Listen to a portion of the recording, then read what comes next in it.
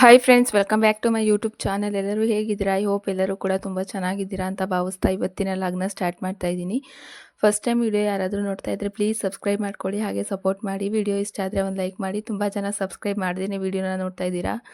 Please subscribe ಮಾಡ್ಕೊಳ್ಳಿ, ಹಾಗೆ support ಮಾಡಿ ಅಂತ ಕೇಳ್ಕೊತಾ ಇವತ್ತಿನ ಲಾಗ್ನ ಸ್ಟಾರ್ಟ್ ಮಾಡ್ತಾ ಇದ್ದೀನಿ. ಇವತ್ತು ಮಕ್ಳಿಗೆ ಸ್ವಲ್ಪ ರವೆ ಉಂಡೆ ಮಾಡ್ಕೊಡೋಣ ಅಂದ್ಬಿಟ್ಟು ಬಾಂಬೆ ರವೆ, ಚಿಕ್ಕ ರವೆ ಅಂತೀವಿ. ಕೆಲವೊಂದು ಕಡೆ ಕೆಲವೊಂದು ಥರ ಹೇಳ್ತೀವಿ. ನಮ್ಮ ಕಡೆ ಚಿಕ್ಕ ರವೆ ಅಂತೀವಿ. ಆ ರವೆನ ಇವಾಗ 3/4 kg ಅಷ್ಟು ತಗೊಂಡು ಒಂದು ಬಾಣಲೆಗೆ ಹಾಕ್ಕೊಂಡು ಸ್ವಲ್ಪ ಎಣ್ಣೆ ಹಾಕ್ಕೊಂಡು ಅದನ್ನು ಚೆನ್ನಾಗಿ ಹುರ್ಕೊತಾ ಇದ್ದೀನಿ. ಅಂದರೆ ಇಲ್ಲಿ ತುಪ್ಪ ಕೂಡ ಹಾಕ್ಕೋಬೋದು ಬೇಕಿದ್ದವರು. ನಾನಿಲ್ಲಿ ತುಪ್ಪನ ಬಳಸ್ದೆ, ಬರೀ ಎಣ್ಣೆಲೇ ರವೆನ ಹುರ್ಕೊತಾ ಇದ್ದೀನಿ. ಅಂದರೆ ಮಕ್ಕಳು ಸ್ವಲ್ಪ ಕೆಮ್ಮು ಆ ಥರ ಇರೋದ್ರಿಂದ, ಸ್ವಲ್ಪ ವೆದರ್ ಸ್ವಲ್ಪ ಕೋಲ್ಡ್ ಆಗಿರೋದ್ರಿಂದ ನಾನಿಲ್ಲಿ ತುಪ್ಪನ ಬಳಸ್ತಾ ಇಲ್ಲ. ನಾವು ಅಡುಗೆಗೆ ಬಳಸೋ ಅಂಥ ಎಣ್ಣೆನ ಹಾಕ್ಕೊಂಡು ಫಸ್ಟು ಚೆನ್ನಾಗಿ ರವೆನ ಹುರ್ಕೊಬೇಕು. ರವೆ ಹುರಿದಷ್ಟು ರವೆ ಉಂಡೆ ಕೂಡ ತುಂಬ ಚೆನ್ನಾಗಿರುತ್ತೆ. ರವೆ ಒಂದು ಘಮ ಬರೋ ತನಕ ಅದನ್ನು ಚೆನ್ನಾಗಿ ಹುರ್ಕೋಬೇಕು. ನೋಡಿ ಈ ಥರ ಲೋ ಫ್ಲೇಮಲ್ಲಿ ಇಟ್ಕೊಳ್ಳೋದ್ರಿಂದ ರವೆ ಕೂಡ ತುಂಬ ಚೆನ್ನಾಗಿ ಹುರ್ಕೋಬೋದು. ಲೋ ಫ್ಲೇಮಲ್ಲೇ ಇಟ್ಕೊಂಡು ರವೆನ ಒಂದು 10ರಿಂದ 15 ನಿಮಿಷ ತನಕ ಚೆನ್ನಾಗಿ ಹುರ್ಕೊಳ್ಳಿ. ಹಾಗೆ ಈ ಕಡೆ ಪಾಕ ಮಾಡೋಕ್ಕೆ ಇಷ್ಟು ಪಾತ್ರೆಗೆ, ದಗ್ಲವಾಗಿರೋ ಪಾತ್ರೆಗೆ ಇಷ್ಟು ನೀರನ್ನ ಸೇರಿಸ್ಕೊಂಡು 2 ಬೌಲಷ್ಟು ನಾನು ಸಕ್ಕರೆನ ಹಾಕ್ಕೊತಾ ಇದ್ದೀನಿ. ನಾನು ಈ ನಡುವೆ ಇದೇ ಮೆಜರ್ಮೆಂಟಲ್ಲಿ ಮಾಡಿದ್ದೆ, ಆವಾಗ ರವೆ ಉಂಡೆ ಚೆನ್ನಾಗಿ ಬಂದಿತ್ತು. ಹಾಗಾಗಿ ಇದೇ ಮೆಜರ್ಮೆಂಟಲ್ಲಿ ಇವಾಗೂ ಕೂಡ ಮಾಡ್ತಾಯಿದ್ದೀನಿ. ನೋಡಿ ಇವಾಗ ಚೆನ್ನಾಗಿ ಪಾಕ ಅದು ಕುದಿ ಬರಬೇಕು. ಕುದಿ ಬರೋ ತನಕ ಅದನ್ನು ಹಾಗೆ ಕೈ ಆಡಿಸ್ತಾ ಇರಬೇಕು. ಹಾಗೆ ಇವಾಗ ರವೆ ಉಂಡೆ ಮಾಡೋಕ್ಕೆ ನಾನು ಇಲ್ಲಿ ಒಣ ಕೊಬ್ಬರಿನ ತೊಗೊಂಡಿದ್ದೀನಿ. ಇಷ್ಟು ಒಣ ಕೊಬ್ಬರಿನ ಸ್ವಲ್ಪ ಮಿಕ್ಸಿ ಜಾರ್ಗೆ ಹಾಕ್ಕೊಂಡು ಚೆನ್ನಾಗಿ ಪುಡಿ ಮಾಡ್ಕೊಂಡಿದ್ದೀನಿ. ಹಾಗೆ 4 ಏಲಕ್ಕಿನ ತೊಗೊಂಡಿದ್ದೀನಿ. ಹಾಗೆ ಸ್ವಲ್ಪ ಸಕ್ಕರೆನ ಪೌಡ್ರ್ ಮಾಡ್ಕೊಂಡಿದ್ದೀನಿ. ಇಷ್ಟು ತೊಗೊಂಡಿದ್ದೀನಿ. ಈ ಕಡೆ ಸಕ್ಕರೆ ಪಾಕ ಕೂಡ ಚೆನ್ನಾಗಿ ಕುದಿ ಬರ್ತಾ ಇದೆ. ಅದು ಒಂದಳೆ ಪಾಕ ಬರೋ ತನಕ ಚೆನ್ನಾಗಿ ಕುದಿಸ್ಕೋಬೇಕಾಗುತ್ತೆ. ನೋಡಿ ಇದು ಒಂದಳೆ ಪಾಕ ಬಂದಿಲ್ಲ, ಇನ್ನು ಇದು ಚೆನ್ನಾಗಿ ಕುದಿ ಬರಬೇಕು. ಇದು ಚೆನ್ನಾಗಿ ಕುದಿ ಬಂದಾದಮೇಲೆ ರವೆನೂ ಕೂಡ ಚೆನ್ನಾಗಿ ಹುರ್ಕೊಂಡಿದ್ವಲ್ಲ ಅದನ್ನು ಸೈಡಲ್ಲಿ ಇಟ್ಕೊಂಡಿದ್ದು. ಇವಾಗ ಒಂದೆಳೆ ಪಾಕ ಬಂದಿದೆ. ಇವಾಗ ಚೆನ್ನಾಗಿ ಮಿಕ್ಸ್ ಮಾಡ್ಕೊಂಡಾದಮೇಲೆ ಏಲಕ್ಕಿನ ಪುಡಿ ಮಾಡ್ಕೊಂಡಿದ್ದೀನಿ. ಇಲ್ಲಿ ನಾನು 4 ಏಲಕ್ಕಿನ ತೊಗೊಂಡಿದ್ದೆ. ಏಲಕ್ಕಿನ ಚೆನ್ನಾಗಿ ಈ ಥರ ಪುಡಿ ಮಾಡ್ಕೊಂಡಿದ್ದೆ. ಅದು ಮೇಲ್ಗಡೆ ಸಿಪ್ಪೆನ ತೆಗೆದು ಪುಡಿ ಮಾಡ್ಕೋಬೇಕಾಗುತ್ತೆ. ಹಾಗೆ ಇವಾಗ ಅರ್ಧ ಬೌಲಷ್ಟು ನಾನು ಒಣ ಕೊಬ್ಬರಿನ ತೊಗೊಂಡಿದ್ದೀನಿ. ಅಂದರೆ ಒಂದು ಪೂರ್ತಿ ಒಣ ಕೊಬ್ಬರಿ ಉಂಡೆನ ಇಲ್ಲಿ ತುರಿದಿಟ್ಕೊಂಡು ಮಿಕ್ಸಿ ಜಾರಲ್ಲಿ ಸ್ವಲ್ಪ ಚೆನ್ನಾಗಿ ಪುಡಿ ಮಾಡ್ಕೊಂಡಿದ್ದೀನಿ. ಅಂದರೆ 1ರಿಂದ 2 ರೌಂಡ್ ಬಂದರೆ ಸಾಕು ಮಿಕ್ಸಿ ಜಾರಲ್ಲಿ. ಅಂದರೆ ಸ್ವಲ್ಪ ಹಾಗೇ ಇದ್ದರೆ ಅದು ಸ್ವಲ್ಪ ತಿನ್ನೋಕ್ಕೆ ಬಾಯಿಗೆ ಹೀಗೆ ಸಿಗ್ತಾ ಇರುತ್ತೆ. ಪುಡಿ ಮಾಡ್ಕೊಳ್ಳೋದ್ರಿಂದ ಟೇಸ್ಟು ಕೂಡ ತುಂಬ ಚೆನ್ನಾಗಿರುತ್ತೆ. ಹಾಗಾಗಿ ಪುಡಿ ಮಾಡಿಕೊಂಡು ಚೆನ್ನಾಗಿ ಇವಾಗ ಅದು 2 ಕೂಡ ಹಾಕ್ಕೊಂಡು ಮಿಕ್ಸ್ ಮಾಡ್ಕೊತಾ ಇದ್ದೀನಿ. ಒಣ ಕೊಬ್ಬರಿ ಮತ್ತು ಏಲಕ್ಕಿನ ಹಾಕಿ ಚೆನ್ನಾಗಿ ಮಿಕ್ಸ್ ಮಾಡ್ಕೊಳ್ಳಿ.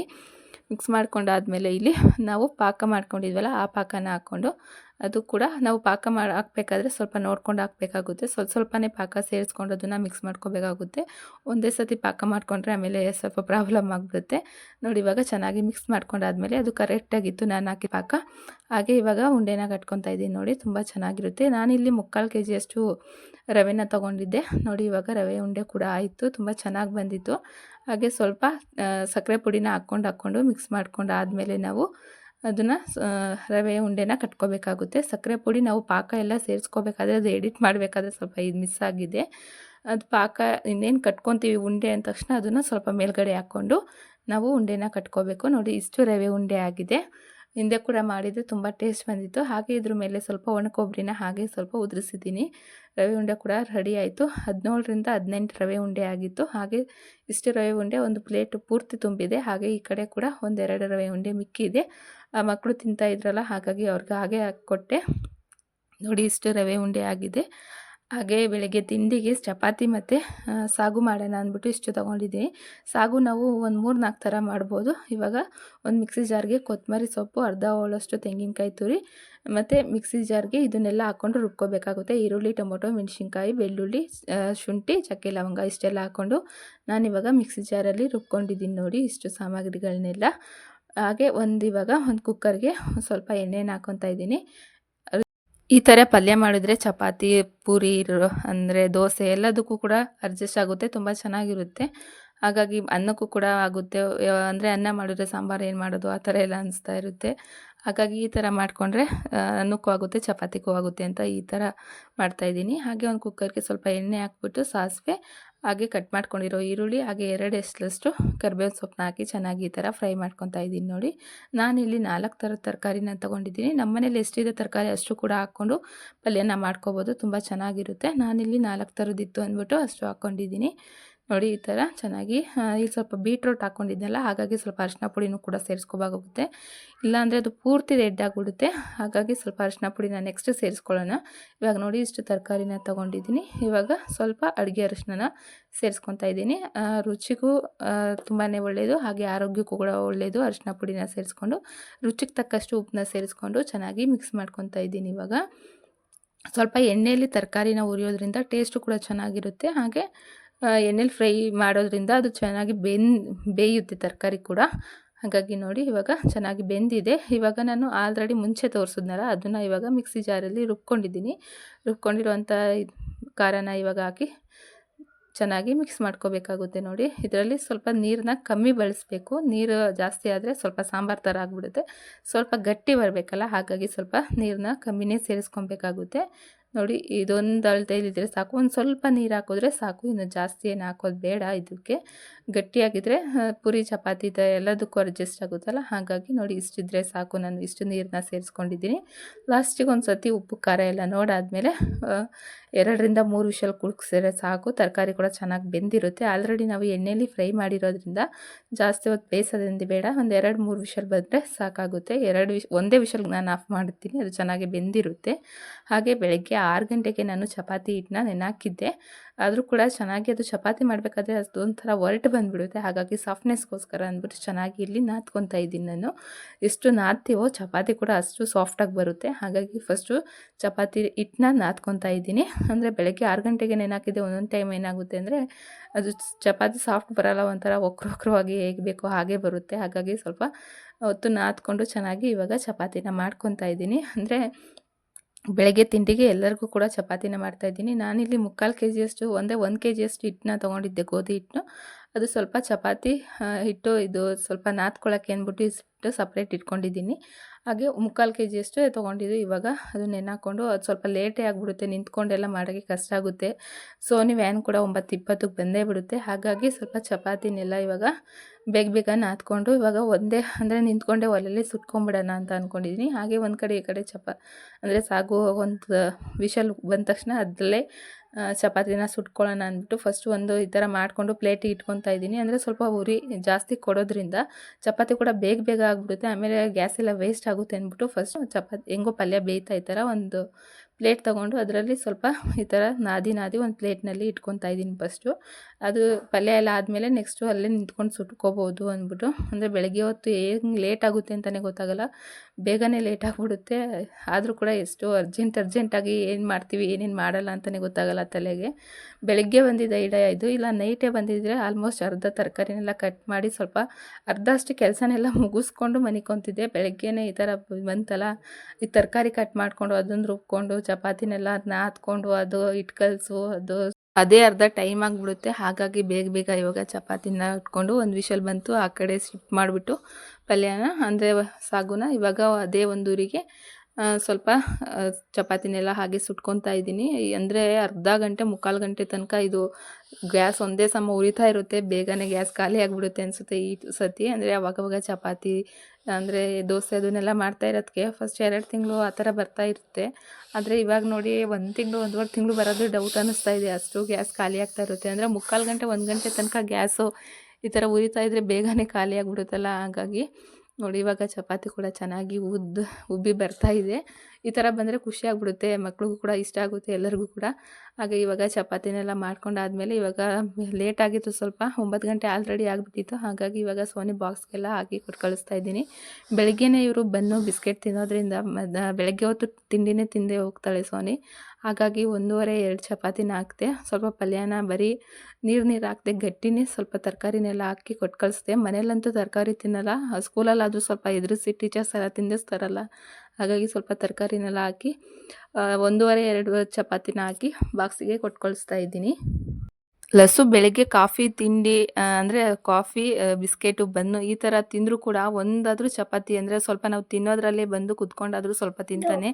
ಆದರೆ ಸೋನಿ ಆಗಲ್ಲ, ತಿನ್ನೋದೇ ಇಲ್ಲ. ಹಾಗಾಗಿ ಎಲ್ಲಾದರೂ ಸ್ವಲ್ಪ ಎದುರಿಸ್ಕೊಂಡು ಅಂದರೆ ಟೀಚರ್ಸ್ ಎಲ್ಲ ಎದುರಿರ್ತಾರೆ, ಅವ್ರ ಮುಂದೆನೇ ತಿಂತಾಳೆ ಅಂದ್ಬಿಟ್ಟು ಇವತ್ತು 2 ಚಪಾತಿನ ಈ ಥರ ಚಿಕ್ಕದಾಗಿ ಪೀಸ್ ಮಾಡಿ ಕೊಟ್ಟು ಕಳಿಸ್ತಾ ಇದ್ದೀನಿ. ಹಾಗೆ ಇವತ್ತು ಸ್ನ್ಯಾಕ್ಸ್ಗೆ ರವೆ ಉಂಡೆನೂ ಕೂಡ ಕೊಟ್ಟು ಕಳಿಸಿ, ಹಾಗೆ ಅತ್ತೆ ಮಾವ್ರಿಗೂ ಕೂಡ ಊಟಕ್ಕಾಗಿ ಇವಾಗ ನಾನು ಕೂಡ ಚಪಾತಿನ ತಿಂತಾಯಿದ್ದೀನಿ. ಸ್ವಲ್ಪ ಬಟ್ಟೆ ಎಲ್ಲ ನೆನಾಕಿದ್ದೀನಿ ಬೆಳಗ್ಗೆನೇ. ಬಟ್ಟೆ ಎಲ್ಲ ತೊಳಿಬೇಕು, ಹಾಗಾಗಿ ಊಟ ಮಾಡಿದಾದ್ಮೇಲೆ ಬಟ್ಟೆ ತೊಳಿಯೋಕ್ಕಾಗಲ್ಲ. ಹಾಗಾಗಿ ಲೈಟಾಗಿ 2 ಚಪಾತಿನ ತಿಂದ್ಕೊಂಡು ಇವಾಗ ಸ್ವಲ್ಪ ಬಟ್ಟೆನೆಲ್ಲ ತೊಳ್ಕೊತಾ ಇದ್ದೀನಿ. ಯಾಕೋ ಒಂಥರ ಮೋಡ ಎಲ್ಲ ಮುಚ್ಕೊಳ್ಳೋ ಥರ ಇದೆ. ಹಾಗಾಗಿ ಬೆಳಗ್ಗೆನೇ ಮಳೆ ಅಂದರೆ ನೀರು ಕೂಡ ಬರ್ತಾ ಇತ್ತು. ಮಳೆ ಬಂದರೆ ಕಷ್ಟ ಅಂದ್ಬಿಟ್ಟು ಸ್ವಲ್ಪ ಮಕ್ಳ ಬಟ್ಟೆನೇ ಜಾಸ್ತಿ ಇದ್ದಿದ್ದು. ಹಾಗಾಗಿ ಫಸ್ಟು ಮಕ್ಳ ಬಟ್ಟೆನೆಲ್ಲ ತೊಳೆದ್ಬಿಟ್ಟು ಇವಾಗ ಫಸ್ಟ್ ಒಣಗಾಕ್ಬಿಟ್ರೆ ಅರ್ಧ ಕೆಲಸ ಮುಗ್ದಂಗೆ. ಅಂದರೆ ಡೈಲಿ 3ರಿಂದ 4 ಜೊತೆ ಬಿಚ್ತಾನೆ ಇರ್ತಾರೆ ನೀರಲ್ಲಿ. ನೋಡಿ ಅವನು ಆಟ ಆಡ್ತಾ ಇದ್ದಾನೆ. ನೆಕ್ಸ್ಟು ಅದು ಹೋಗಿ ಬಿಚ್ಚೋದು, ಅದು ಬಿದ್ದೇ ಬಿಡುತ್ತೆ. ಹಾಗೆ ಏನಿಲ್ಲ ಅಂದರೂ 2 ದಿವಸಕ್ಕೊಂದ್ಸತಿ ಬಂದು ಕಲ್ಲಲ್ಲಿ ಕುತ್ಕೊಂಡು ಬಟ್ಟೆ ಒಗಿತಾನೆ ಇರಬೇಕು. ಅಷ್ಟು ಬೇಗ ಬಟ್ಟೆ ಬೀಳ್ತಾ ಇರ್ತವೆ. ಇನ್ನು ಸೋನಿದು 2 ಜೊತೆ, ಇವಂದು 2 ಜೊತೆ, ಈ ಥರ ಮಳೆಯಲ್ಲಿ ಬಂದು ಆಟ ಆಡೋದು ನೀರಲ್ಲಿ. ಆಮೇಲೆ ಹುಷಾರಿಲ್ದಂಗೆ ಆಗೋದು, ಮತ್ತು ಹಾಸ್ಪಿಟ್ಲಿಗೆ ಕರ್ಕೊಂಡು ಹೋಗೋದು ಇದೇ ಆಗುತ್ತೆ ಮಕ್ಳದು. ಏನು ಮಾಡೋಕ್ಕಾಗಲ್ಲ. ಅಂದರೆ ಮನೆ ಹತ್ರ ಕೂಡ ಯಾರೂ ಇರಲಿಲ್ವಲ್ಲ, ಹಾಗಾಗಿ ಅವನ್ನ ನೋಡಿಕೊಂಡು ಬಟ್ಟೆ ಒಗೆದು.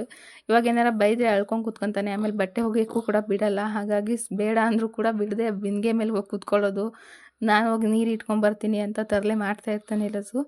ಆದರೂ ಕೂಡ ಏನೋ ಒಂದು ಸ್ವಲ್ಪ ಬೈದರೆ ಅದನ್ನೇ ಜೋರು ಮಾಡ್ತಾನೆ. ಹಾಗಾಗಿ ಸ್ವಲ್ಪ ಹೋಗಪ್ಪ ಅಲ್ಲಿ ತಾತ ಬಂದೈತೆ, ಮಾವಿನಕಾಯಿ ತಂದೈತೆ ಅಂತ ಏನೇನೋ ಸುಳ್ಳು ಹೇಳಿ ಕಳಿಸ್ದೆ. ಅಷ್ಟರಲ್ಲಿ ಹೋದ. ಇನ್ನೂ ಇಷ್ಟು ಬಟ್ಟೆ ಇದೆ, ಅದನ್ನು ಕೂಡ ತೊಳೆದಾಕ್ಬಿಟ್ರೆ ಇನ್ನು ಮುಗೀತು.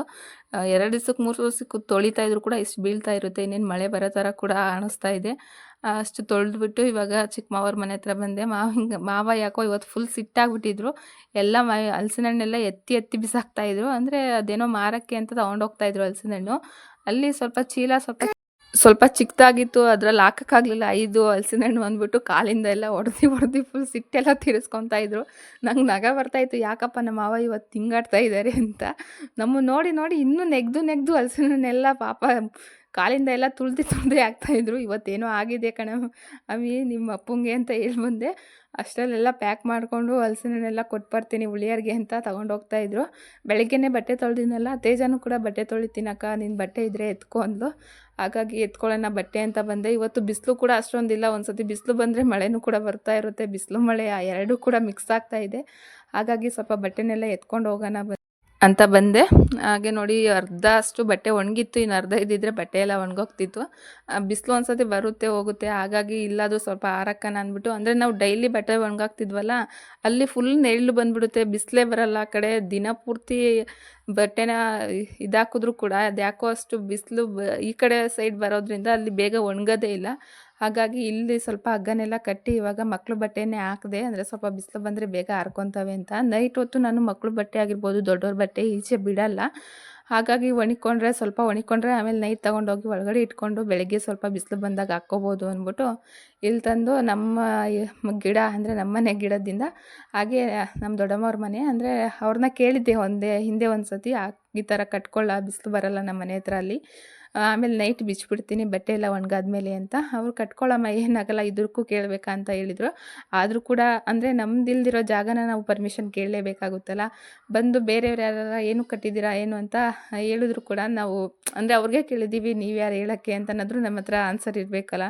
ಹಾಗಾಗಿ ಅವ್ರನ್ನ ಕೇಳಿದ್ದೆ ಹಿಂದೆ ಒಂದು ಸತಿ ಕಟ್ಕೊಳ್ಳಮ್ಮ ಅಂತ ಅಂತಿದ್ರು. ಹಾಗಾಗಿ ಇವತ್ತು ಕೂಡ ಕಟ್ಕೊಂಡು ಸಾಯಂಕಾಲದಷ್ಟೇ ಅದನ್ನು ಅಂದರೆ ಬಟ್ಟೆನೆಲ್ಲ ನಾನು ತೆಗೆದ್ಕೊತೀನಲ್ಲ, ಆವಾಗ ಹಗ್ಗನೂ ಕೂಡ ತೆಗೆದು ಸೈಡಿಗೆ ಇಟ್ಕೊಬಿಡ್ತೀನಿ. ಬೇಕಾದಾಗ ಈ ಥರ ಕಟ್ಕೊತೀನಿ. ಅಂದರೆ ನೀರು ತುಂಬಕ್ಕೆಲ್ಲ ಇದೇ ರೋಡಲ್ಲಿ ಓಡಾಡಬೇಕಲ್ಲ, ಹಾಗಾಗಿ ಇದನ್ನು ಅಲ್ಲೇ ಪರ್ಮೆಂಟಾಗಿ ಬಿಡಲ್ಲ ಹಗ್ಗನ.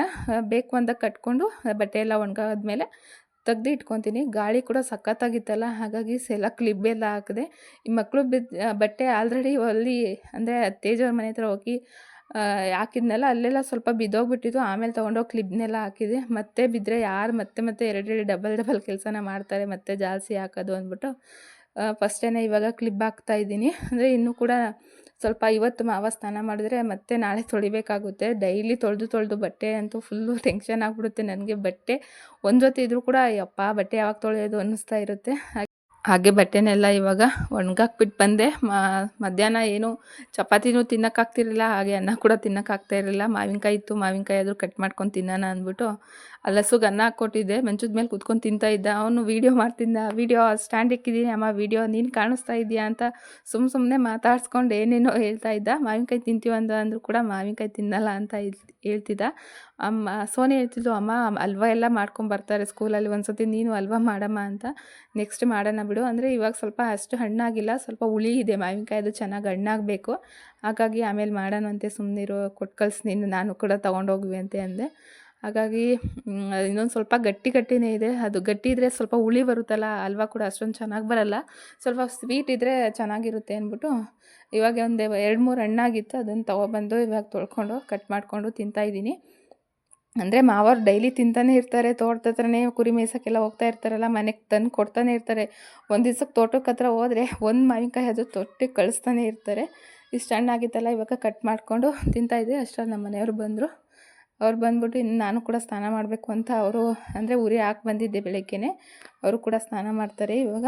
ಆಮೇಲೆ ಬಟ್ಟೆ ಟೆನ್ಷನ್ ಆಗಿಬಿಡುತ್ತೆ ನನಗೆ. ಅಯ್ಯೋ ಮತ್ತೆ ಮಾವ ಮಾಡ್ತಾರೆ, ನಾಳೆ ಮತ್ತೆ ತೊಳಿಬೇಕು, ಮಕ್ಕಳು ಬಿಚ್ಚೋದು ಇದು ಡೈಲಿ ಇದೇ ಆಗಿಬಿಡುತ್ತೆ. ಒಂದು ವಾಷಿಂಗ್ ಮಿಷಿನ್ ಅಂದರೂ ತಗೋಬೇಕು ಅನ್ನಿಸ್ತಾ ಇರುತ್ತೆ.